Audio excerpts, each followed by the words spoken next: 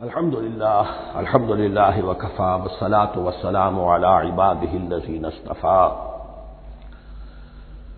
خصوصا على افضلهم وخاتم النبیین محمد الامین وعلى آلہ وصحبہ اجمعین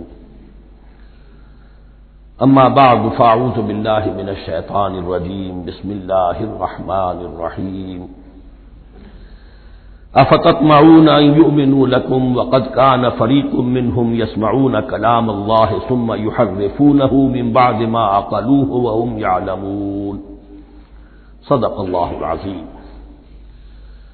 رب اشرح لي صدري ويسر لي امري واحلل عقدة من لساني يفقهوا قولي اللهم ربنا الهمنا رشدنا واعذنا من شرور انفسنا اللهم ارنا الحق حقا وارزقنا اتباعه وارنا الباطل باطلا وارزقنا اجتنابه اللهم وفقنا لما تحب وترضى اللهم ربنا آنس وحشتنا في قبورنا وارحمنا بالقرآن العظيم اللهم اجعله لنا إماما ونورا وهدى ورحمة اللهم ذكرنا منه ما نسينا وعلمنا منه ما جهلنا وارزقنا تلاوته آناء الليل وآناء النهار واجعله لنا حجة يا رب العالمين آمین۔ اب تک ہم نے سورہ بقرہ کے 8 رکوع اور اس پر مستضاد صرف 3 آیات کا مطالعہ کیا ہے۔ آج میں چاہتا ہوں کہ ہماری رفتار قدرے تیز ہو، تو یہ جو سلسلہ مضمون چل رہا ہے خطاب بے امت سابقہ امت مسلمہ بنی اسرائیل، ان کے ساتھ خطاب کا سلسلہ سورہ بقرہ میں 5ویں رکوع سے شروع ہوا اور 15ویں رکوع کے آغاز تک چلے گا۔ یہ 10 رکوع ہے۔ عرض کر چکا ہوں بار بار، اور اس کو میں چاہتا ہوں آپ اچھی طرح ذہن نشین کر لیں کہ اس میں سے پہلا رکوع جو ہے وہ دعوت کا ہے، وہ بہت فیصلہ کن ہے۔ یہی وجہ ہے کہ دیکھیے اس رکوع کا آغاز ہوا یا بنی اسرائیل اذکروا نعمتی التی انعمت علیکم واوفوا بعہدی اوف بعہدکم وایای فارہبون، اور خود بخود ظاہر ہو رہا ہے اسلوب کلام سے کہ اگلے رکوع سے بات کا رنگ بدل گیا ہے۔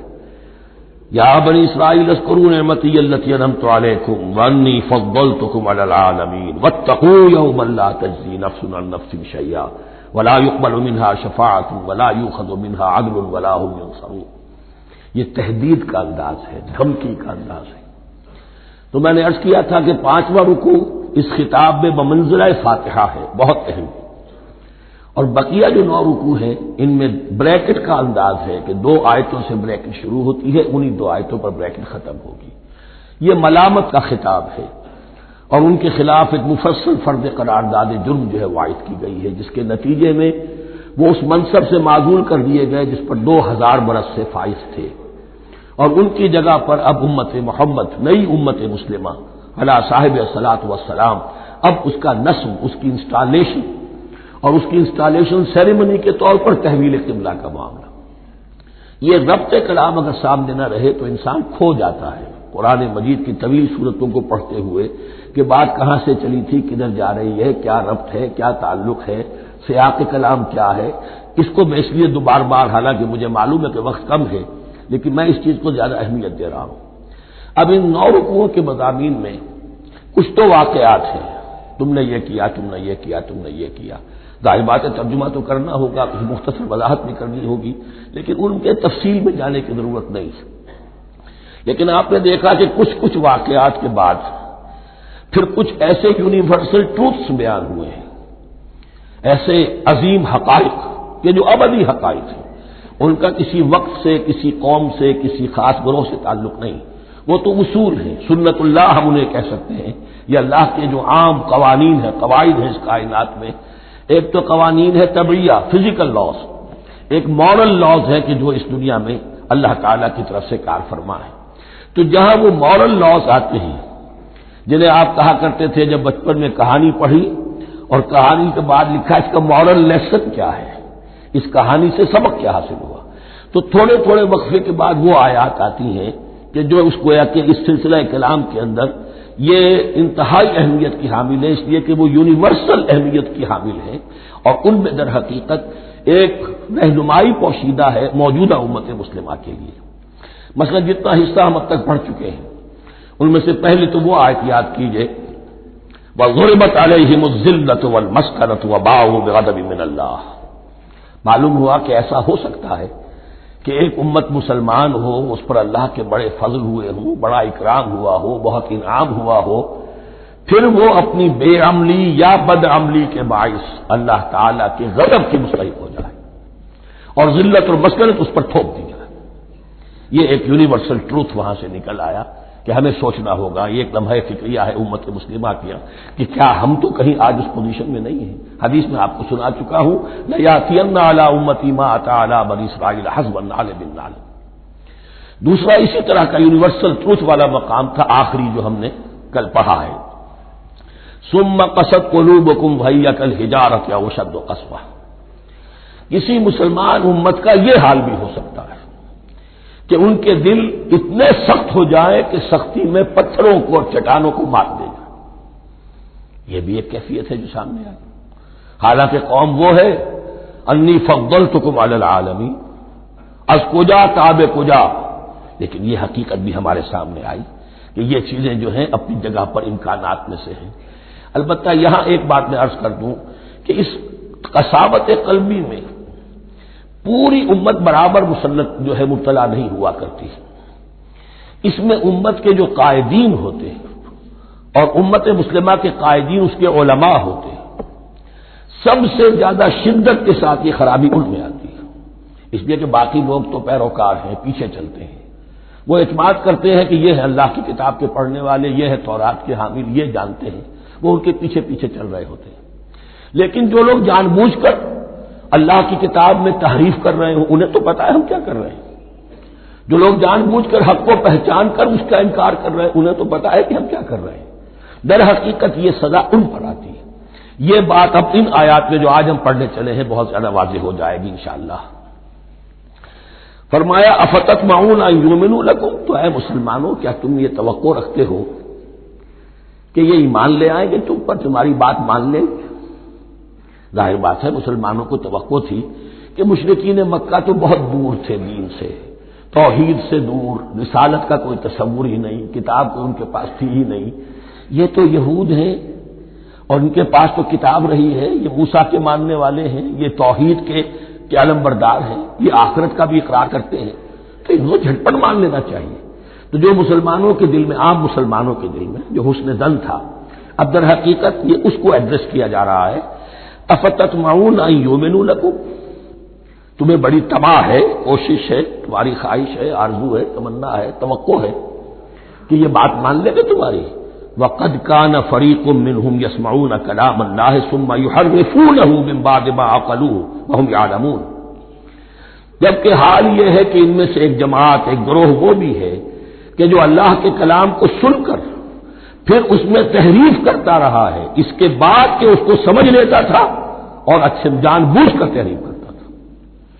اب ظاہر بات وہ گروہ کون ہوں گے؟ علماء ہی تو ہیں نا، عام آدمی تو تحریف نہیں کر سکتا تھا، تحریف کرنے والے تو علماء تھے۔ افتؤمنون ان یؤمنوا لکم وقد کان فریق منهم یسمعون کلام اللہ ثم یحرفونہ من بعد ما عقلوہ وهم یعلمون واذا لقوا الذین آمنوا قالوا آمنا۔ اب دیکھیے ایک بات بڑی عجیب سامنے آئے گی کہ جس طرح منافقین مسلمانوں میں تھے ایسے ہی منافقین یہود میں بھی تھے۔ یہود میں سے کچھ لوگ ایسے تھے کہ جن پر حق جب منکشف ہو گیا اور کچھ ان کی صالح فطرت بھی تھی، اب وہ آنا چاہتے تھے اسلام کی طرف، لیکن اپنے خاندان کو، گھر والوں کو، اپنے کاروبار کو، اپنے قبیلے کو چھوڑنا بھی ممکن نہیں تھا، اور قبیلوں کی سرداری جو ہے وہ ان کے علماء یہود کے پاس ہے۔ تو دل ان کے کچھ صاف ساتھ آ چکے تھے اہل ایمان کے، اور جب وہ اہل ایمان سے ملتے تھے تو کبھی کبھی باتیں بھی بتا کہ ہاں یہ بات جو محمد کہہ رہے یہ تورات میں لکھی ہوئی تھی، واقعی یہ بات یوں ہی تھی۔ اب اس کے بعد جب وہ جاتے تھے اپنے شیاطین کے پاس، وہی شیاطین ان کے علماء، ان کے بڑے سرکردہ لوگ، تو وہ جا کر انہیں ڈانٹ ڈپٹ کرتے تھے، بے وقوفو یہ کیا کر رہے ہیں تم، یہ بات بتا رہے ہو انہیں تاکہ اللہ کے ہاں جا کر وہ تم پر حجت قائم کرے کہ انہیں پتا تھا اور پھر بھی انہوں نے نہیں مانا۔ اب یہ ان کا آپس کا مکالمہ ہو رہا ہے۔ وَإِذَا لَقُوا الَّذِينَ آمَنُوا قَالُوا آمَنَّا، اور ان میں سے کچھ لوگ ہیں کہ جب ملتے ہیں اہل ایمان سے تو وہ کہتے ہیں ہم ایمان لے آئے۔ وَإِذَا خَلَا بَعْضُهُمْ إِلَىٰ بَعْضٍ، اور جب وہ خلوت میں ہوتے ہیں ایک دوسرے کے ساتھ، قالوا، وہ کہتے ہیں اتحدثونہم، کیا تم بتا رہے ہو ان کو، بما فتح اللہ علیکم، وہ باتیں جو اللہ نے کھولی ہیں تم پر، لیحاجوکم بہ عند ربکم، کہ وہ تم پر حجت قائم کرے تمہارے رب کے پاس، کہ اللہ اس نے مانا تھا کہ ہاں تورات میں یہ ہے، تو تم ذرا عقل سے کام لو، اور یہ حقیقتیں جو تورات کے ذریعے سے ہمیں معلوم ہے مسلمانوں کو مت بتاؤ۔ اس پر اللہ کا تبصرہ کیا ہے، افلا تعقلون، یہ تو ابھی انہی کا قول ختم ہوا کہ کیا تم عقل نہیں ہے کہ تم ایسا بیوقوفی کا کام کر رہے ہو۔ اولا یعلمون، یہ تبصرہ اللہ کا ہے، تو کیا یہ لوگ نہیں جانتے ان اللہ یعلم ما یسرون وما یعلنون، کہ اللہ تو جانتا ہے وہ سب کچھ بھی جو وہ چھپاتے ہیں اور وہ سب کچھ بھی جسے وہ ظاہر کرتے ہیں۔ تو چاہے یہ باتیں مسلمانوں کو بتاؤ نہ بتاؤ، اللہ کی طرف سے تو محاسبہ ہو ہی جانا ہے، لہذا یہ بھی ان کی ناسمجھی کی دلیل ہے۔ اب آ رہی ہے وہ اصل اہم بات جو میں نے آج ابتدا میں بیان کر دی تھی، وَمِنْهُمْ أُمِّيُّونَ، ان میں سے بھی ایک طبقہ تو ہے ان پڑھ لوگوں کا۔ اب دیکھیے امی اصل میں تو ایک طرح سے کہنا چاہیے کہ مشرکین عرب کے لیے لفظ ہے قرآن مجید میں، کیوں؟ ان کے اندر پڑھنے لکھنے کا رواج بھی نہیں تھا، کوئی آسمانی کتاب بھی ان کے پاس نہیں تھی۔ لیکن اب یہود کے بارے میں کہا جا رہا ہے، جیسے آج مسلمان ہیں کہ اکثر و بیشتر مسلمان تو جاہل ہیں، چاہے پی ایچ ڈی کیا ہوا ہو، پی ایچ ڈی تو فزکس میں کیا ہوا ہے، قرآن کی الف بیتیں نہیں آتی، دین کے جو ہے مبادی تک سے ناواقف ہیں، بہت پڑھے لکھے، اس کو ہمارے بعد لوگ کہتے ہیں پڑھے لکھے جاہل۔ آج کی عظیم اکثریت مسلمانوں کے پڑھے لکھے مسلمانوں کی وہ پڑھے لکھے جاہلوں پر مشتمل ہے، اس میں شامل کر لیجئے ہماری اکثریت جو ہے ہی بغیر پڑھی لکھی۔ تو اب انہیں کیا پتا، وہ تو سارا اعتماد کریں گے علماء پر، کوئی بریلوی ہیں بریلوی علماء پر اعتماد کریں گے، کوئی دیوبندی ہے وہ دیوبندی علماء پر اعتماد کریں گے، کوئی اہل حدیث ہے وہ اہل حدیث علماء پر اعتماد کریں گے۔ منہم امیون، اب امیون کا سہارا کیا ہوتا ہے؟ منہم امیون لا یعلمون الکتاب الا امانیہ، وہ کتاب سے تو واقف نہیں ہوتے، اپنی کچھ خواہشات ہیں کہ جن کو جانتے ہیں۔ یہ خواہشات بعد میں کھل جائے گا، یہ خواہشات کیا ہیں؟ ہم تو اسرائیلی ہیں، ہم تو اللہ کے محبوب ہیں، ہم تو امت محمد میں ہیں، ہماری تو شفاعت ہو ہی جائے گی، یہ امانی ہے۔ تلک امانیہم، اور ہمیں تو جہنم میں داخل کیا بھی تو تھوڑے سے عرصے کے لیے، ہمیں نکال لیا جائے گا، یہ امانی ہے۔ تو ان کے پاس تو یہ تو ان امانی، امنیہ کہتے ہیں خواہش، امانی اس کی جمع ہے، یہ اپنی خواہشات، انگریزی کا لفظ صحیح تعبیر کرے گا وشفل تھنکنگ، یہ اپنی اس وشفل تھنکنگ کے سہارے جی رہے ہیں، علم ان کے پاس ہے ہی نہیں۔ وَإِنْهُمْ إِلَّا يَظُنُّونَ، اور وہ نہیں کچھ کر رہے ہیں مگر ظن و تخمین، گمان ہے، ان کے اپنے من گھڑت خیالات ہیں۔ فَوَيْلٌ لِّلَّذِينَ يَكْتُبُونَ الْكِتَابَ بِأَيْدِيهِمْ، تو اصل ہلاکت اور بربادی اور ویل کے بارے میں بعض روایات یہ بھی آئی ہیں کہ وہ جہنم کا وہ طبقہ ہے جس سے خود جہنم پناہ مانگتی ہے، سخت ترین۔ تو وہ ویل، وہ تباہی جو ہے ان کے لیے ہے جو کتاب لکھتے ہیں اپنے ہاتھ سے، ثم یقولون ھذا من عند اللہ، اور پھر کہتے ہیں یہ اللہ کی طرف سے ہے، لیشتروا بہ ثمنا قلیلا، تاکہ حاصل کر لیں اس سے کچھ بڑی گھٹیا سی حقیر سی قیمت، یعنی فتویٰ نویسی جس کا معاملہ ہے۔ اب کوئی شخص آیا، اس نے رائے پوچھی، انہوں نے اپنا جو بھی ہے وہ لکھا اور کہا یہی دین کا تقاضا ہے، بس یہی علم ہے، یہی اللہ کی بات ہے۔ اب اس میں کتنا کچھ واقعتاً انہوں نے صحیح بات کہی ہے، کتنی ہٹ درمی سے کام لیا ہے، کتنی کسی رشوت کے مبنی کو رائے دی ہے، خود بدلتے نہیں قرآن کو بدل دیتے ہیں، وہ کس درجہ فقیہان حرم میں توفیق، تو یہ ان کے علماء کا کردار تھا۔ ثم يقولون هذا من عند الله ليشتروا به ثمنا قليلا فويل لهم مما كتبت ايديهم، تو ہلاکت اور بربادی ہے ان کے لیے اس چیز سے کہ جو ان کے ہاتھوں نے لکھی، وویل لهم مما يكسبون، اور ان کے لیے ہلاکت اور بربادی ہے اس کمائی سے جو وہ کر رہے ہیں۔ یہ سارا دھندا جو ہے فتویٰ فروشی کا اور دین فروشی کا،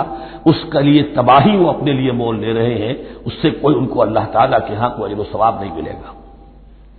وقالوا، اب یہ آگے امانی، وقالوا لن تمسنا النار الا ایاما معدودہ، وہ کہتے ہیں ہمیں تو آگ چھو نہیں سکتی، ہاں گنتی کے چند دن، صرف یہ کہ دوسروں کی آنکھوں میں دھول جھونکنے کے لیے کہ کوئی اعتراض نہ کر دے اللہ ہمیں آگ میں پھینکا جا رہا اور ان کو نہیں پھینکا جا رہا، یہ ہم سے بھی بدتر تھے کردار میں، تو شاید ان کا منہ بند کرنے کے لیے چند دن کے لیے ہمیں جہنم میں ڈال دیں گے پھر فوراً نکال لیں گے۔ وقالوا لن تمسنا النار الا ایاما معدودہ، اور وہ کہتے ہیں کہ نہیں چھو سکتی ہمیں آگ مگر گنتی کے چند دن۔ قل اتخذتم عند اللہ عہدا،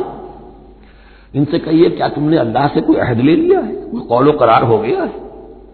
فلن یخلف اللہ عہدہ، کہ تمہیں یہ یقین ہے کہ اللہ اپنے عہد کے خلاف نہیں کرے گا؟ ام تقولون علی اللہ ما لا تعلمون، یا تم اللہ کی طرف اس بات کی نسبت کر رہے ہو، تہمت جب لگا رہے ہو، جڑ رہے ہو یہ بات اللہ پر جو تم نہیں جانتے، جس کے لیے تمہارے پاس کوئی علم نہیں ہے۔ بلا من کسب سیئۃ، اب یہ انتہائی وہ یونیورسل ٹروتس جو ہے جو میں نے کہا تھا، ابدی حقائق، اس کی عظیم ترین حقیقت آ رہی ہے، نوٹ کیجئے۔ بلا کیوں نہیں، من کسب سیئۃ، جس شخص نے جان بوجھ کر ایک گناہ کمایا، لیکن گناہ بڑا، کبائر، صغائر نہیں، سیئۃ، یہ اس کی جو تنکیر ہے وہ ایک کا فائدہ بھی دے رہی ہے اور تفخیم کا بھی، جس نے بھی جان بوجھ کر کسبا، ایک گناہ کمایا، فاحاطت بہ خطیئتہ، اور اس کی خطا نے اس کا گھیراؤ کر لیا، یعنی ایک ہی گناہ ہے، سود کھا رہا ہے، باقی نماز ہے، تہجد ہے، یہ ہے وہ ہے، لیکن اس ایک گناہ کی برائی بھی اتنی اس کے گرد جو ہے چھا جائے گی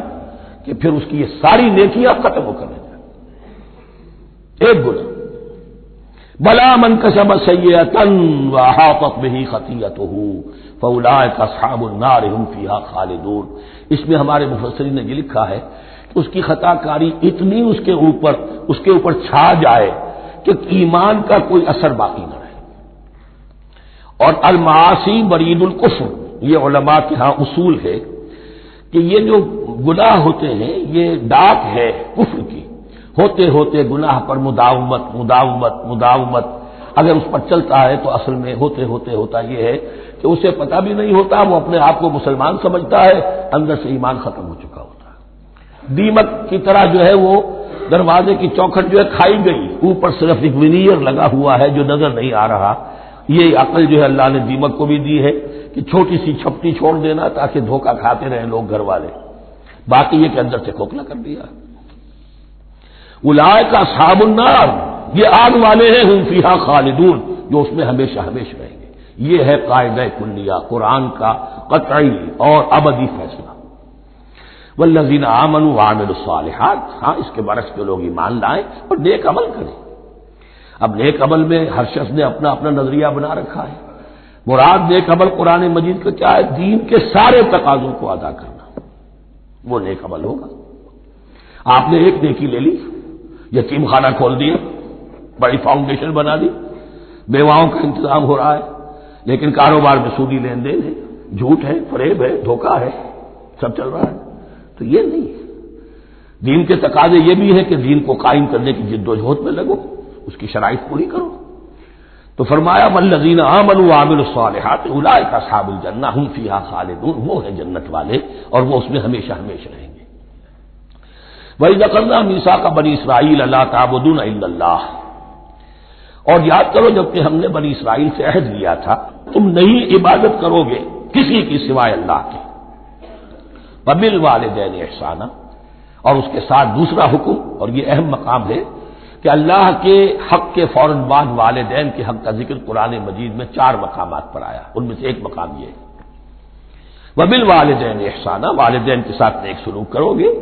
وذی القربیٰ، اور قرابت داروں کے ساتھ بھی، والیتامىٰ، اور یتیموں کے ساتھ بھی، والمساکین، اور محتاجوں کے لیے بھی، وقولوا للناس حسنا، اور لوگوں سے اچھی بات کہو، اچھی بات کہو، صحیح بات کہو، امر بالمعروف کرتے رہو، نیکی کی دعوت دیتے رہو، وَأَقِیمُوا الصَّلَاةَ وَآتُوا الزَّکاۃَ، اور نماز قائم کرو، قبائل قائم رکھو اور زکوٰۃ ادا کرو گے، یہ گویا کہ معاہدہ ہو رہا ہے۔ ثُمَّ تَوَلَّیْتُم، پھر دیکھو تم نے اس سے پیٹھ موڑ لی، اِلَّا قَلِیلًا مِنکُم، سوائے تم میں سے تھوڑے سے لوگوں کے، وَأَنتُم مُعْرِضُونَ، اور تم ہو ہی پھر جانے والے، تمہاری یہ عادت گویا کہ طبیعت ثانیہ ہے۔ اب ایک خاص مثال آ رہی ہے، اس کے بعد پھر ایک بہت بڑا یونیورسل ٹروتھ آئے گا۔ مثال کیا ہے؟ اللہ نے ان سے ایک عہد لیا تھا، وَإِذْ أَخَذْنَا مِيثَاقَكُمْ، ہم نے تم سے یہ عہد بھی لیا تھا، لَا تَسْفِكُونَ دِمَاءَكُمْ، دیکھو اپنا خون نہیں بہاؤ گے، یعنی آپس میں جنگ نہیں کرو گے، لڑو گے نہیں، تم بنی اسرائیل ایک وحدت بن کر رہو گے، جیسے کہ قرآن مجید میں آیا ہے انما المؤمنون اخوۃ، تم بھائی بھائی ہو، لا تسفكون دماءکم، اپنا خون نہیں بہاؤ گے، ولا تخرجون انفسکم من دیارکم، اور نہ ہی تم نکالو گے اپنے کچھ لوگوں کو ان کے گھروں سے۔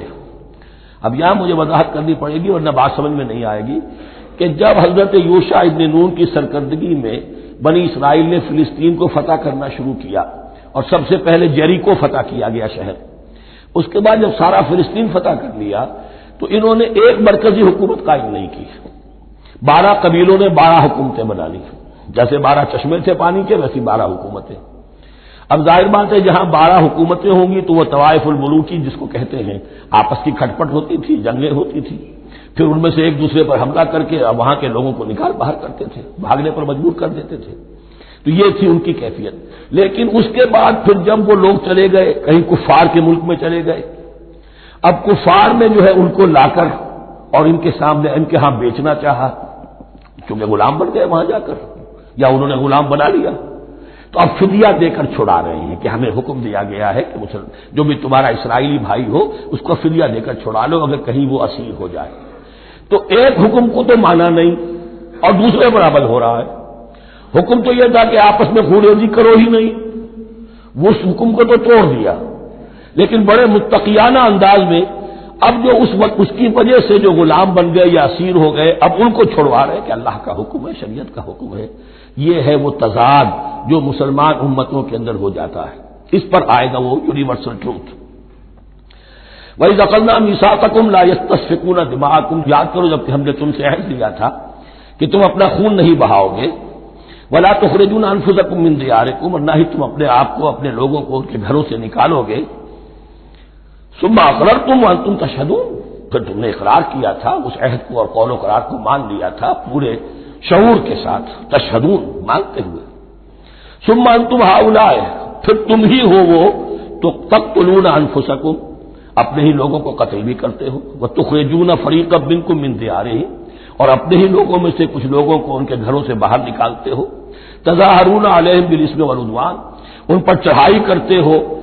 گناہ کے ساتھ بھی اور زیادتی کے ساتھ بھی، وَإِن یاتوکم اسارا، اور اگر وہ قیدی بن کر تمہارے پاس آتے ہیں تفادوہم، تو اب تم ان کا فدیہ دے کر انہیں چھڑاتے ہو، وَهُوَ مُحَرَّمٌ عَلَيْكُمْ إِخْرَاجُهُمْ، حالانکہ ان کا تو نکالنا ہی تم پر حرام کیا گیا تھا۔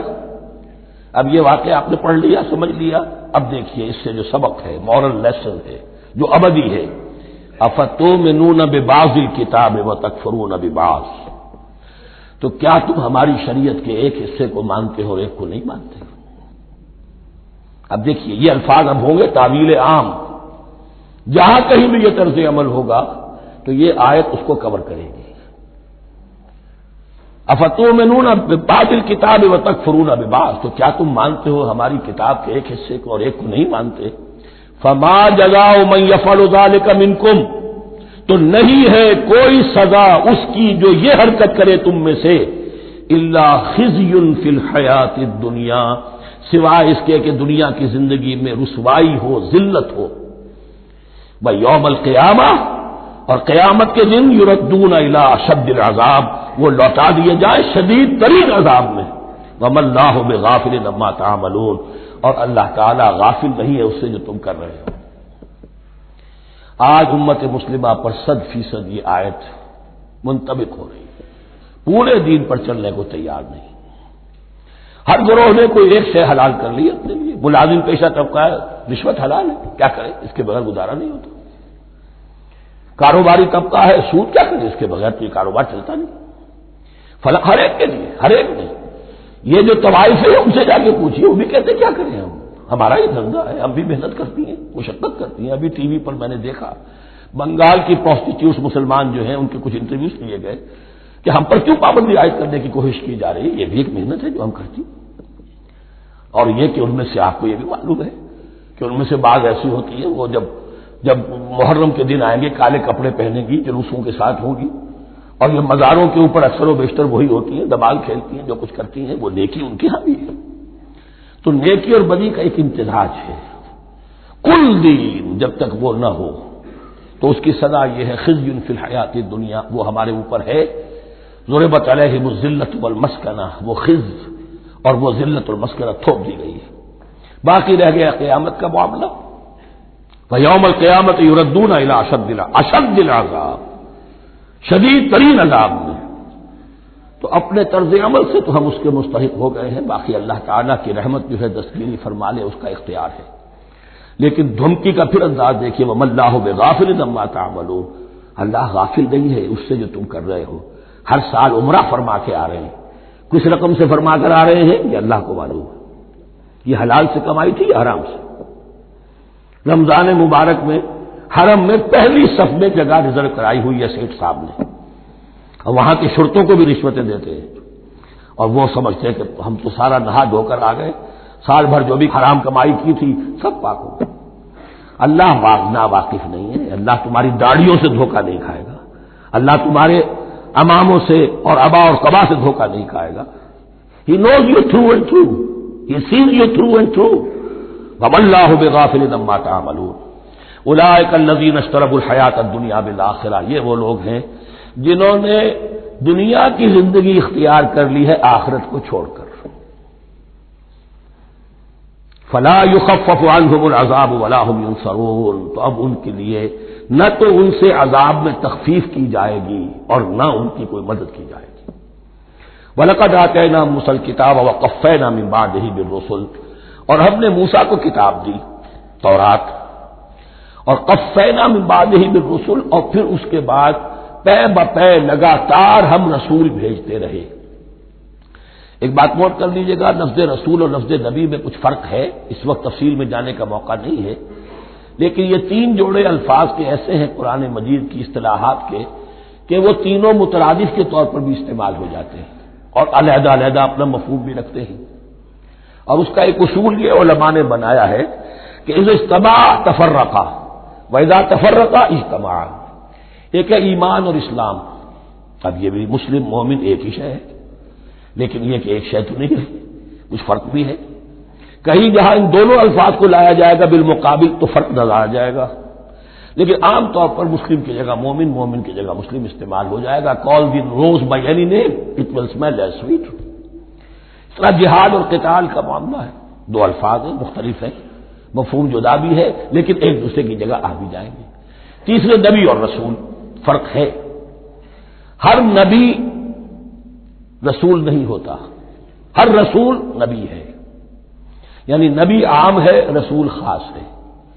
نبی کو جب کسی خاص قوم کی طرف معین طور پر بھیج دیا جاتا ہے تب وہ رسول ہو جاتا ہے، اس سے پہلے اس کی حیثیت ایک ولی اللہ کی ہے، بہت اعلیٰ درجے کا اللہ کا دوست اور ولی جس پر وحی آ رہی ہے۔ عام ولی اللہ میں اور نبی میں فرق یہ ہے، ان پر وحی آتی ہے، ان پر وحی نہیں آتی۔ لیکن اس نبی کو اگر اب آپ بھیج دیں گے کہ جاؤ اذهب الى فرعون، اب وہ رسول ہو گئے، جاؤ مدین کی طرف، الى مدین اخاهم شعیبا، اب رسول ہو گئے۔ تو یہ فرق ہے نبی اور رسول کا۔ جیسے آپ کے ہاں سی ایس پی کاڈر ہے، اب وہ ڈی سی بھی لگ سکتا ہے، کہیں وہ جوائنٹ سیکرٹری لگا ہوا ہے، کہیں ناپسندیدہ آدمی ہے تو او ایس ڈی لگایا ہوا ہے کہیں، لیکن اس کا کاڈر برقرار رہے گا، سی ایس پی تو ہے۔ اسی اعتبار سے ہر نبی ہر حال میں نبی ہے، لیکن اس کو اضافی کیفیت ملتی ہے رسول کی۔ اور ایک بات یہ نوٹ کر لیجئے، نبیوں کو قتل بھی کیا گیا ہے، رسول قتل نہیں ہو سکتے۔ اللہ کا فیصلہ یہ ہے کہ لَأَغْلِبَنَّ أَنَا وَرُسُلِي، میں اور میرے رسول تو غالب آ کر رہیں گے۔ جب بھی کسی قوم نے کسی رسول کی جان لینے کی کوشش کی ہے اس قوم کو برباد کر دیا گیا اور رسول اور اس کے ساتھیوں کو بچا لیا گیا۔ یہ معاملہ ہوا ہے اللہ کا تمام رسولوں کے ساتھ، نبیوں کے ساتھ نہیں۔ حضرت یحییٰ نبی تھے، قتل کر دیے گئے۔ حضرت عیسیٰ رسول تھے، قتل نہیں کیے جا سکتے تھے، ان کو زندہ آسمان پر اٹھا لیا گیا، اب وہی دوبارہ آئیں گے۔ تو رسول جو ہے وہ قتل نہیں ہوتا، اور اسی اعتبار سے حضور کی بڑی گہری تمنا تھی، لَوَدِدتُّ أَنْ أُقْتَلَ فِي سَبِيلِ اللَّهِ ثُمَّ أُحْيَا ثُمَّ أُقْتَلَ ثُمَّ أُحْيَا، میری بڑی خواہش ہے میں اللہ کی راہ میں قتل ہو جاؤں، پھر زندہ کیا جاؤں، پھر قتل کیا جاؤں، پھر اللہ کی راہ میں پھر زندہ کیا جاؤں، پھر قتل کیا جاؤں، لیکن اللہ نے یہ خواہش آپ کی پوری نہیں کی۔ اس لیے کہ آپ اللہ کے رسول تھے۔ اب یہاں نوٹ کیجئے گا، یہاں لفظ رسول تو آ گیا ہے لیکن یہ نبی کے معنی میں ہے۔ قفینا من بعدہ بالرسل، اس لیے کہ رسول حضرت موسیٰ کے بعد حضرت عیسیٰ ہی ہے، درمیان میں پروفٹس ہیں، prophets of the Old Testament, یہ انبیاء ہیں لیکن ان کے لیے لفظ رسول آ گیا ہے۔ وآتینا عیسی ابن مریم البینات وایدناہ بروح القدس، اور ہم نے عیسیٰ کو بڑی واضح نشانیاں دی، حصی معجزات جتنے حضرت مسیح کو دیے گئے ہیں ویسے اور کسی نبی کو نہیں دیے گئے۔ یہ بعد میں تذکرہ آ جائے گا سورہ آل عمران میں۔ اور ہم نے مدد کی ان کی روح القدس کے ساتھ، حضرت جبرائیل کی خاص تائید انہیں حاصل تھی۔ ظاہر بات ہے، میں نے عرض کیا ہے کہ جو معجزہ ہوتا ہے وہ کسی نبی کی اپنی طاقت سے اس کا ظہور نہیں ہوتا، رسول کے کسی طاقت سے، یا کرامت کسی ولی اللہ کے اپنے اختیار میں نہیں ہوتی، یہ اللہ کی طرف سے، اور اس کے لیے ظہور جو ہوتا ہے وہ فرشتوں کے ذریعے سے۔ ایدناہ بروح القدس افکلما جاءکم رسول بما لا تہوی انفسکم،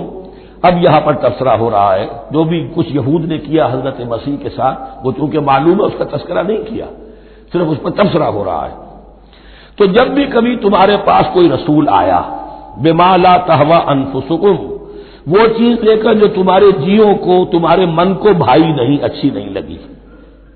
استکبرتم، تم نے استکبار کیا، وہی استکبار جو عزازیل نے کیا تھا اور ابلیس بن گیا، ابا واستکبر، استکبرتم ففریقا کذبتم وفریقا تقتلون، تو کچھ کو تو تم نے صرف ان کی تردید ہی کی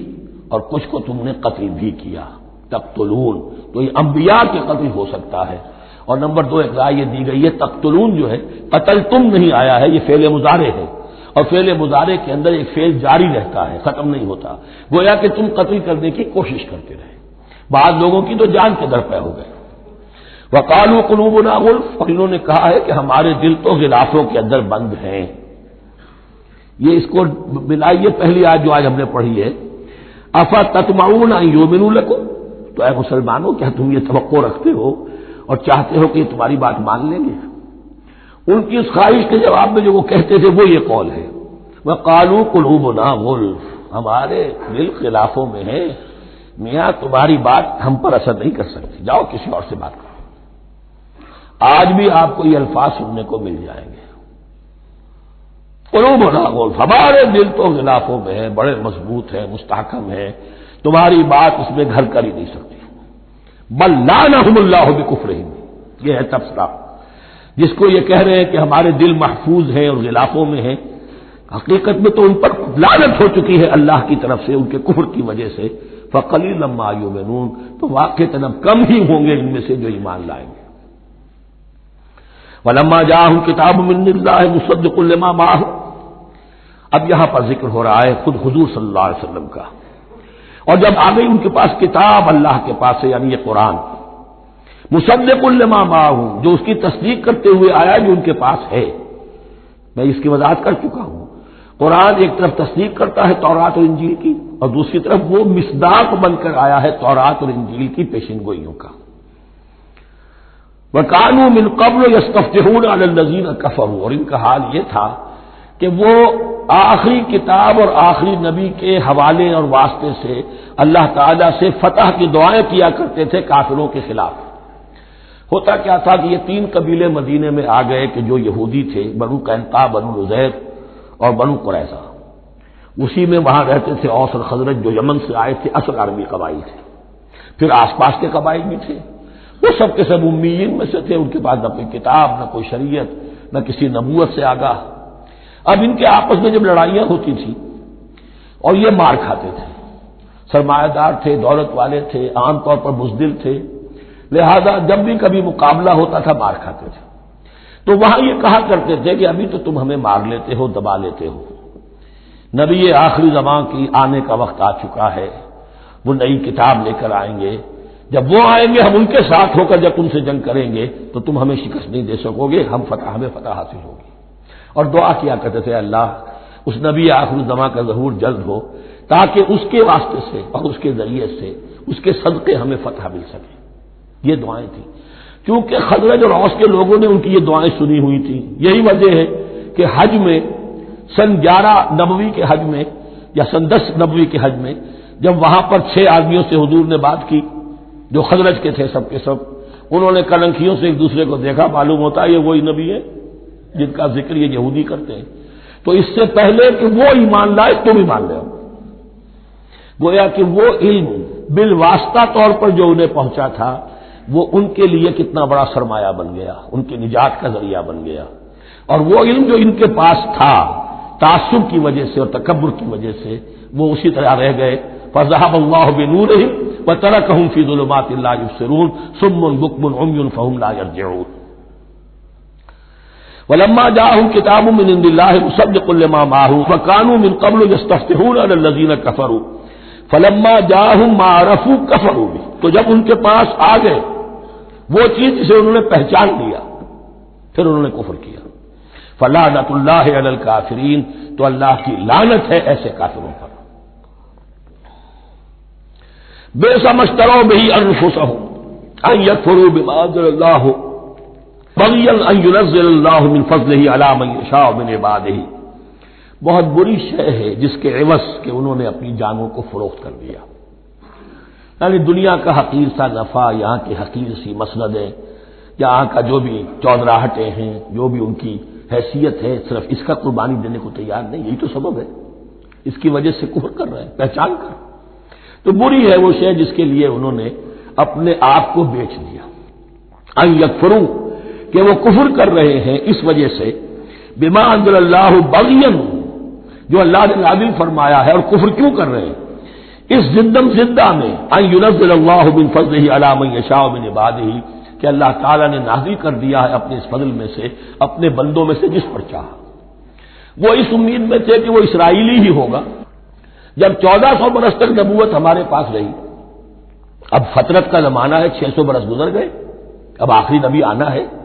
ان کو گمان یہ تھا وہ ہم میں سے ہی ہوگا۔ یہاں یہ ہوا کہ یہ رحمت اللہ کی اور یہ فضل جو ہے بنی اسماعیل پر ہو گیا، اس کی وجہ سے زدہ بغین، اس بغین کے لفظ کو اچھی طرح نوٹ کر لیجئے، یہ اختلاف جو ہوتا ہے دین میں اس کا اصل سبب یہ بغین کا لفظ آئے گا بار بار قرآن مجید میں۔ یہ بغین کیا ہے؟ جس سے عہد حاضر کے ایک خاص جو مکتب فکر ہے سائیکالوجی کا، ایڈلر کا، اس میں یہ قرار دیا گیا ہے کہ انسان کے جو موٹیوز ہیں، جو اس کا انسٹنکٹس ہیں، ان میں ایک بہت پاورفل موٹیو جو ہے to dominate, urge to dominate.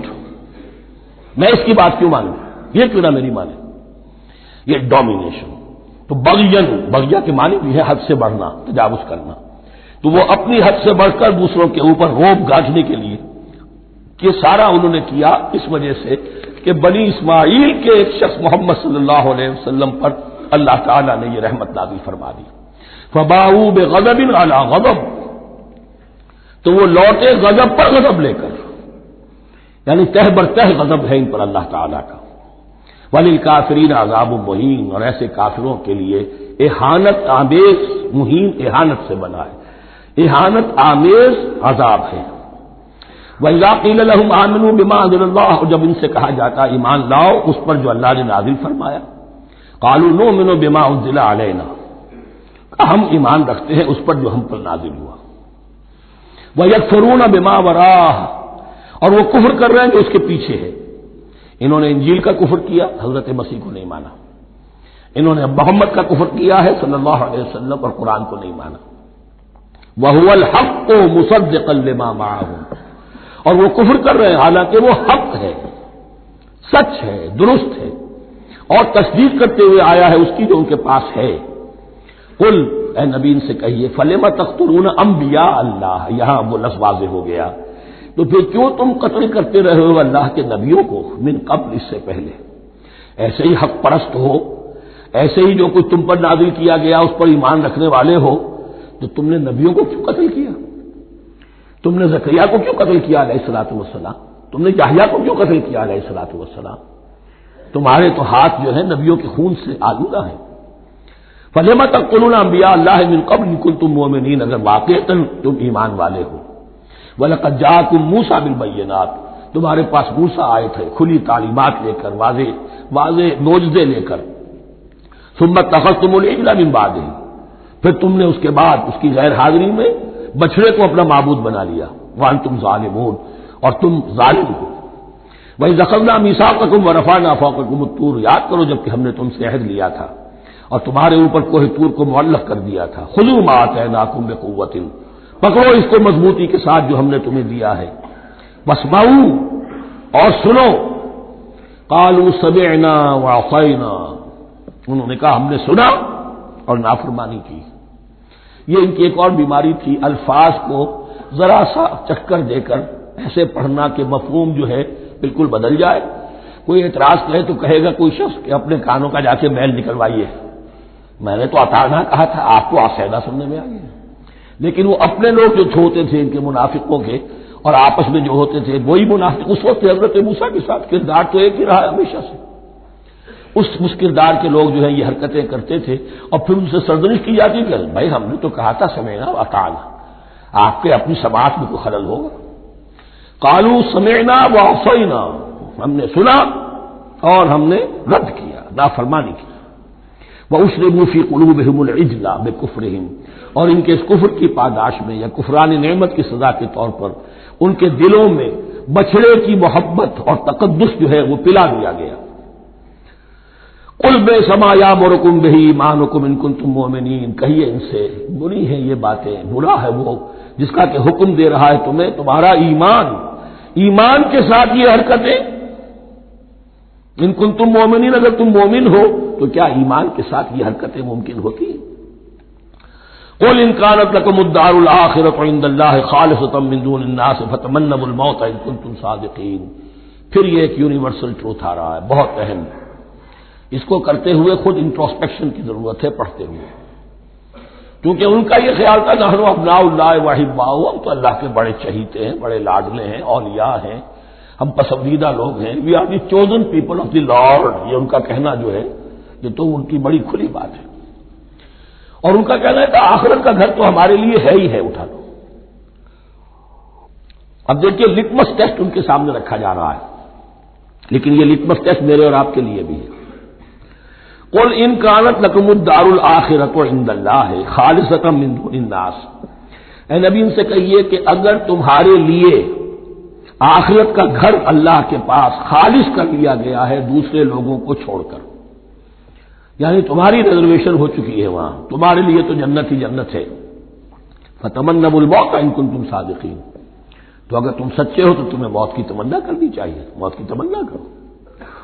اگر اتنا ہی یقین ہے جنت میں داخل ہونے کا تو دنیا میں رہنا تم پر گراں ہونا چاہیے۔ یہاں کی تو بہت سی کلفتیں ہیں، بہت سی محنتیں ہیں، مشقتیں ہیں،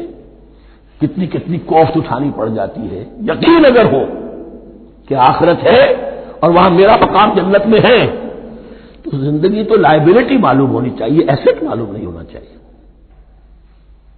پھر تو دنیا سجن نظر آنی چاہیے، جیسا کہ حدیث میں فرمایا گیا الدنیا سجن المومن و جنت الکافر،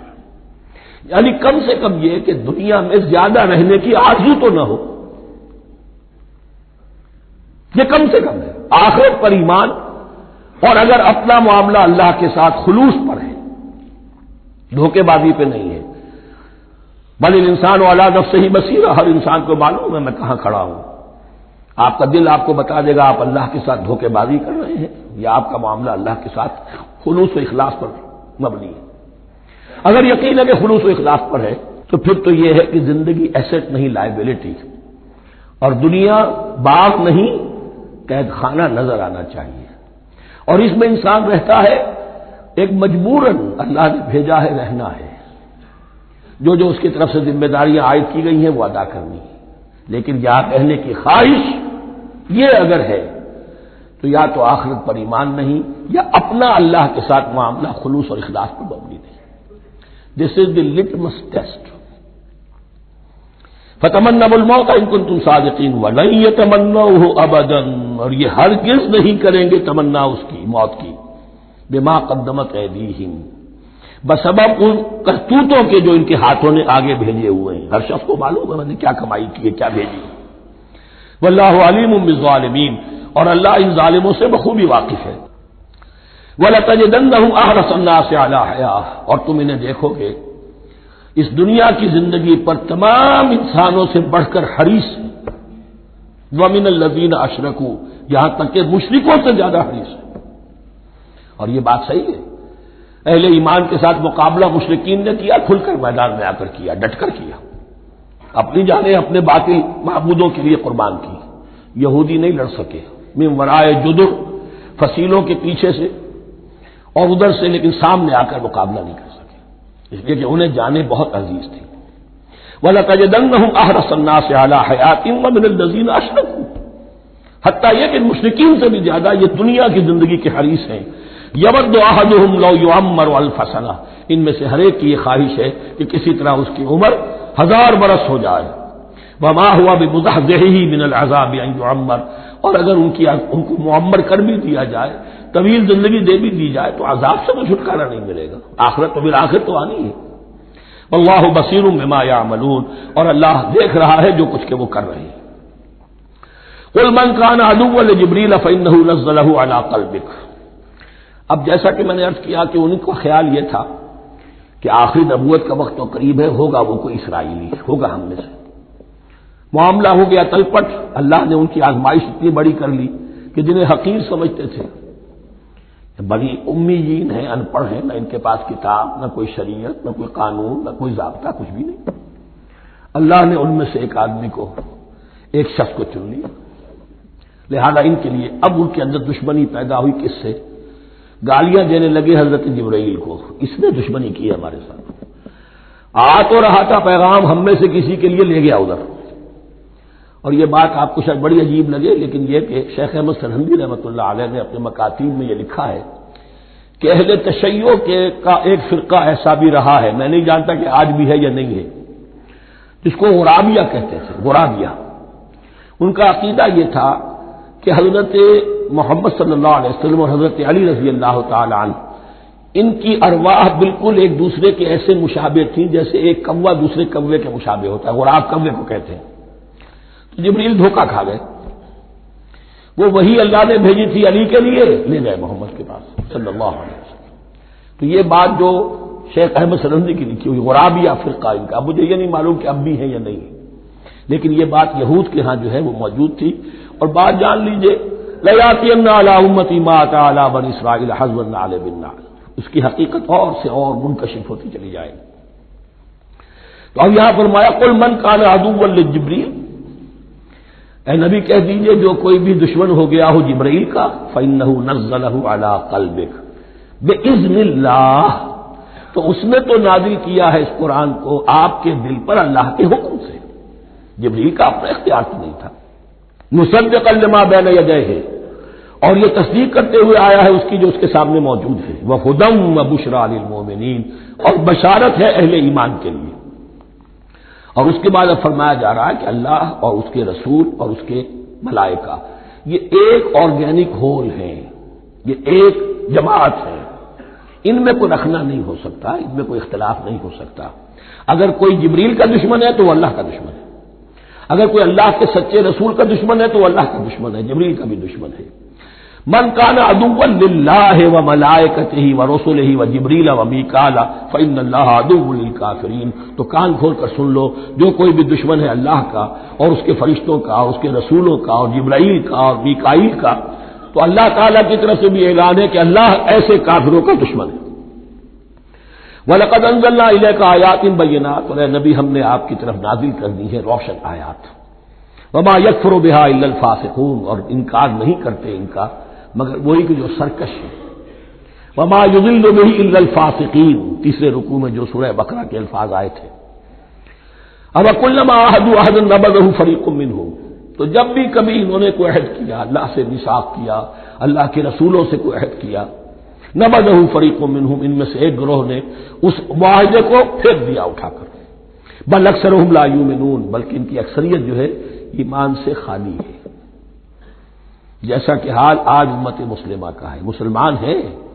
ایمان حقیقی، ایمان قلبی، یقین والا ایمان وہ کتنوں کو حاصل ہے؟ ڈھونڈ اب ان کو چراغ رخ زیبا لے کر۔ وَلَمَّا جَاءَهُمْ رَسُولٌ مِّنْ عِندِ اللَّهِ مُصَدِّقٌ لِّمَا مَعَهُمْ نَبَذَ فَرِيقٌ مِّنَ الَّذِينَ أُوتُوا الْكِتَابَ، پھر وہی بات، اور جب آئے ان کے پاس اللہ کی طرف سے ایک رسول یعنی محمد صلی اللہ علیہ وسلم،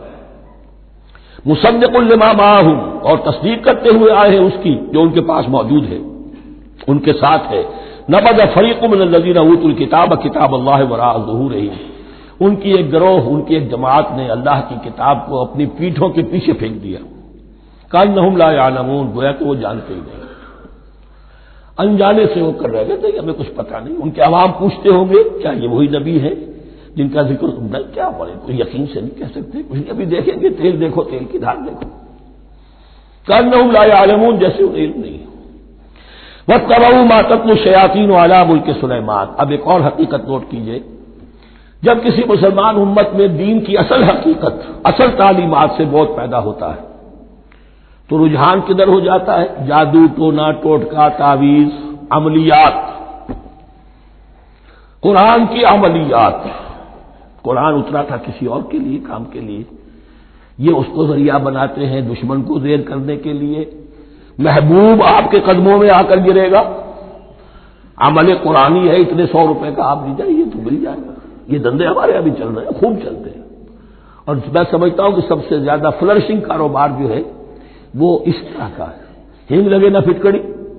نہ آپ کو کوئی اس میں محنت کرنے کی ضرورت ہے، نہ اس کے اندر آپ کو انویسٹ کرنے کی ضرورت ہے، اور کاروبار چلتا۔ تو وہاں بھی کیا ہوا، واتبعوا، جب دین کی اصل حقیقت کو دور پھینک دیا، انہوں نے پیروی کی اس کی ما تتلو الشیاطین علی ملک سلیمان، جو شیاطین جن جو تھے، علی ملک سلیمان سے مراد ہے علی عہد ملک سلیمان، حضرت سلیمان کے زمانے میں چونکہ اللہ تعالی نے ان جنات کو حضرت سلیمان کے تابع کر دیا تھا، تو وہاں پر چونکہ ان کا اب جو ہے کوئی میل جول زیادہ تھا لوگوں کے ساتھ، تو وہ انہیں کچھ اس قسم کی چیزیں سکھاتے رہتے تھے، گویا کہ اندر سے تخریب کاری۔ واتبعوا ما تتلو الشیاطین علی ملک سلیمان وما کفر سلیمان ولکن الشیاطین کفروا، اور سن لو، سلیمان نے کبھی کفر نہیں کیا، بلکہ یہ شیاطین تھے کہ جو کفر کرتے تھے۔ جادو کفر ہے، لیکن آپ کو نقش سلیمانی آج تک بھی لفظ ملے گا، نقش سلیمانی۔ آج بھی مسلمان بھی ان چیزوں کو حضرت سلیمان کی طرف منسوب کر رہے ہیں، وہ ظلم اب بھی جاری ہے۔ وما کفر سلیمان ولکن الشیاطین کفروا یعلمون الناس السحر، وہ لوگوں کو جادو سکھاتے تھے۔ وما انزل علی الملکین ببابل ہاروت و ماروت، اور جو کچھ نازل کیا گیا 2 فرشتوں پر، ہاروت اور ماروت پر، بابل میں۔ بابل یہ ہے پرانا عراق، بیبلونیا۔ نبوکدنضر بھی بیبلونیا کا بادشاہ تھا، نمرود بھی بیبلونیا کا بادشاہ تھا۔ عراق کے بادشاہوں کا لقب ہی تھا نمرود، نواردہ اس کی جمع ہے۔ تو حضرت سلیمان کی حکومت جب تھی تو وہاں پر یہ لوگ جنات جو ہیں وہ اس قسم کی تخریب کاری کر رہے تھے، تو اللہ تعالیٰ نے آخری آزمائش کے لیے 2 فرشتوں کو زمین پر اتارا، اور وہ انسانی شکل میں لوگوں کو جادو سکھاتے تھے، بتاتے بھی جاتے تھے دیکھو جادو کفر ہے، ہم سے مت سیکھو، لیکن اس کے باوجود لوگ سیکھتے تھے، تو گویا کہ ان پر اتمام حجت ہو گیا کہ اب ان کے اندر خباثت جو ہے پوری طریقے سے گھر کر چکی ہے۔ وما یعلمان من احد، اور وہ نہیں سکھاتے تھے کسی کو بھی، حتی یقولا انما نحن فتنۃ فلا تکفر، یہاں تک کہ وہ کہہ دیتے تھے کہ دیکھو ہم تمہاری آزمائش کے لیے بھیجے گئے ہیں، ہم فتنہ ہیں، تو تم کفر مت کرو۔ فیتعلمون منہما ما یفرقون به بین المرء وزوجہ، تو وہ سیکھتے تھے ان دونوں سے وہ شے کہ جس کے ذریعے سے تفریق کر سکے ایک شخص اور اس کی بیوی کے درمیان، تفرقہ ڈالنا گھروں کے اندر، فساد۔ اب بھی یہ عورتوں کے اندر یہ کام بڑی تیزی کے ساتھ چلتے ہیں، تعویذ اور دھاگے اور کیا کوئی گنڈے چلتے ہیں۔ وما هم بضارین به من احد، اور نہیں تھے وہ ضرر پہنچانے والے کسی کو کچھ بھی الا باذن اللہ۔ ایمان کا تقاضا یہ ہے کہ چاہے کوئی دوا ہو وہ بھی باذن رب کام کرے گی، ورنہ نہیں۔ کوئی اور اسباب طبیعیہ ہے، ان کے بھی اثرات ظاہر ہوں گے اگر اللہ چاہے گا، اس کے بغیر کچھ نہیں ہو سکتا۔ جادو کا بھی اثر ہوگا تو اللہ کے اذن سے ہوگا، تو بندہ مومن کو ڈٹے رہنا چاہیے اور مقابلہ کرنا چاہیے۔ وما هم بضارین به من احد الا باذن اللہ ويتعلمون ما يضرهم ولا ينفعهم،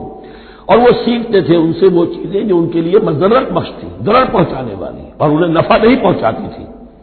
وَلَقَدْ عَلِمُوا لَمَنِ اشْتَرَاهُ مَا لَهُ فِي الْآخِرَةِ مِنْ خَلَاقٍ، حالانکہ یہ بات ان کے علم میں آ چکی تھی کہ جس نے بھی اس چیز کو حاصل کیا، جادو سیکھا،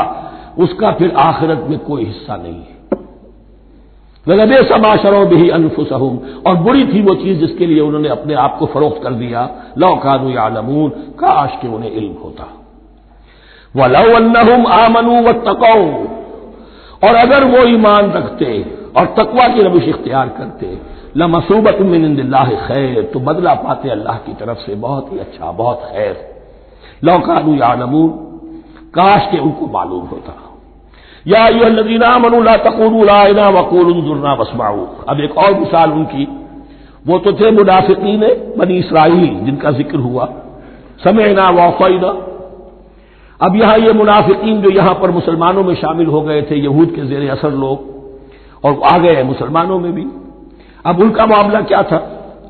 جب حضور صلی اللہ علیہ وسلم کی محفل میں بیٹھتے تھے تو جیسے ہوتا ہے آپ نے کوئی بات فرمائی تو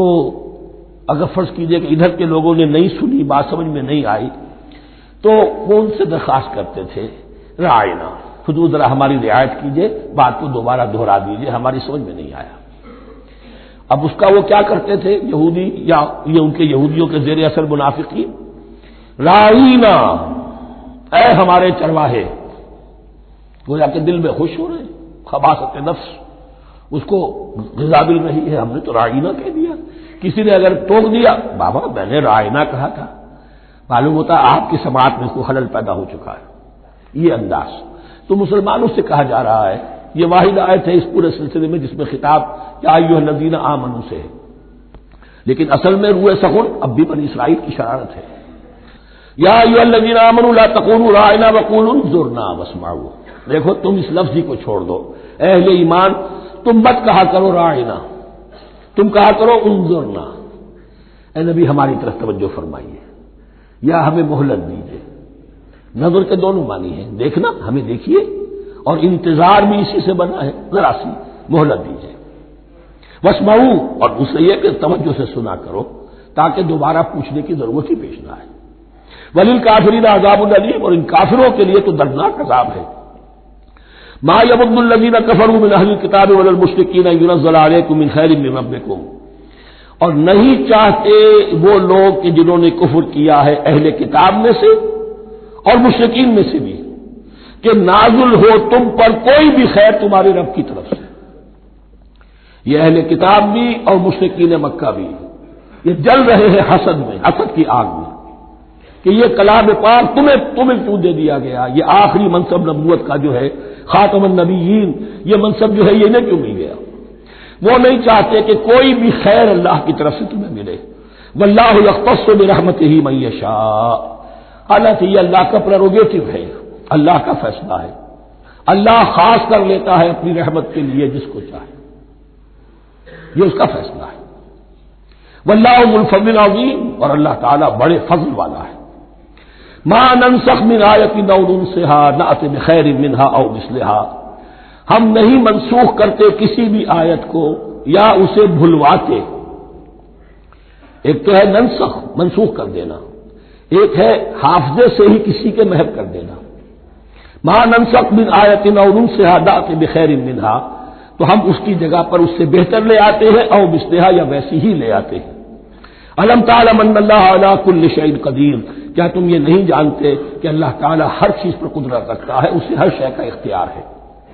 الم تعلم ان اللہ لہ ملک السماوات والارض، کیا تم نہیں جانتے کہ اللہ کے لیے ہی اختیار مطلق ہے، بادشاہی ہے آسمانوں اور زمین کی۔ وما لکم من دون اللہ من ولی ولا نصیر، اور نہیں ہے تمہارے لیے اللہ کے سوا